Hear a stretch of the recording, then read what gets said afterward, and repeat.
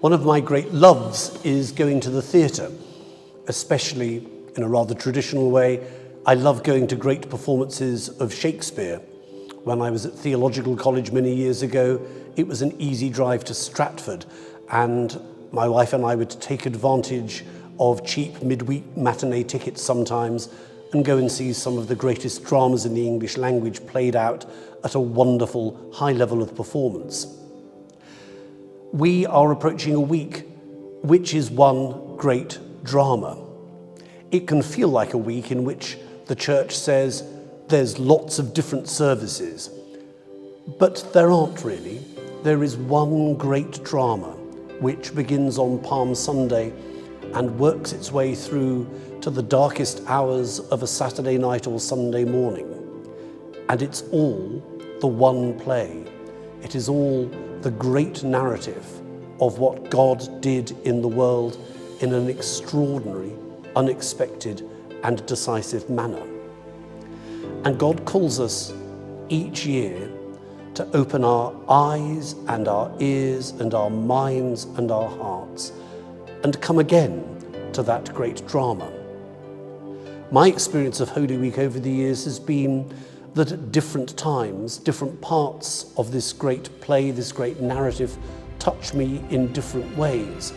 The story is the same story, but like any performance of a major play, different moments will resonate depending on where you are in your particular journey, in your stage of life, with whatever it is that might be going on around you and for you.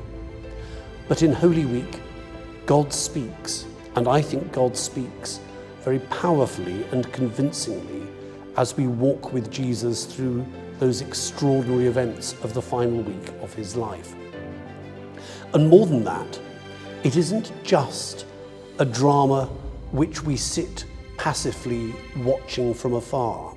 God calls us into the drama. Liturgy, which is the technical word we use about church services, the very notion of what liturgy is something in which the people of God are involved. And God calls us to be involved this year, as every year, as we relive the story of the great events of salvation played out in the last days and hours of Jesus' life. God puts us on the spot.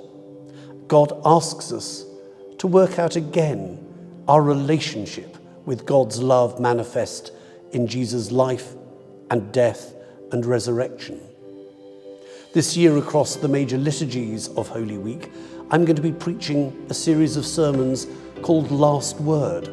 We'll be looking at the last words on the subject from the Gospel writers, from St. Paul, from the prophet Isaiah.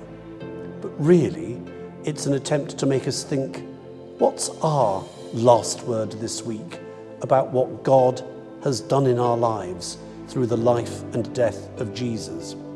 If you've got the answer already, well, I congratulate you. I don't. I have to work at it prayerfully each Holy Week. It's the ultimate part of our spring cleaning exercise of Lent. And if we engage properly with what the church offers, I believe it's an astonishing journey that will change us and captivate us and renew us as faithful disciples and followers of Jesus.